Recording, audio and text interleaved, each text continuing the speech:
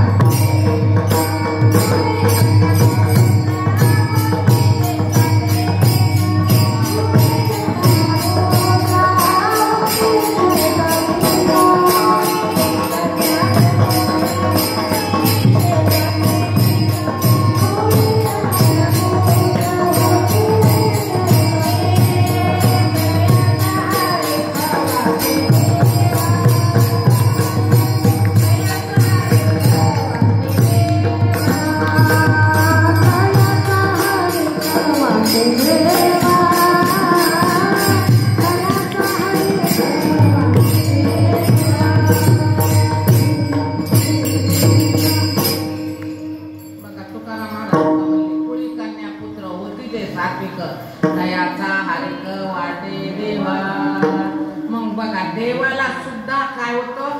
आनंद होतो. कशासाठी? आपले लेकर चांगले निघाले म्हणून माऊली म्हणतात, तुकाराम महाराज म्हणतात, लेकुराचे हित वाहे माऊलीचे चित्त. चित्त कसं पाहिजे आणि आपलं चित्त कसं आहे? आपल्या चित्त इतकं मलिन झालेले, पण हे चित्त जेव्हा गुरुकडे येईल ना तेव्हा निर्मळ होते. मग चित्ताला कशी एकाग्रता आणायची आणि जशी जशी चित्ताची एकाग्रता वाढेल तेव्हा लेकुराचे हित वाहे माऊलीचे चित्त. अशी जशी म्हणले घार असते संपत्तीपेक्षा संतती चांगली राहते. मग तेव्हा म्हणावं भाग्य. काय म्हणा? भाग्य. येणे भाग्य म्हणून कशाला बी काही बी मिळाले की आज माझं भाग्य उदयाला आलं. घरात टीव्ही जरी आणली तर म्हणते माझं भाग्य उदयाला आले. आणि टीव्ही मध्ये टूप शाट झाली की माझं नशीब फुटलं.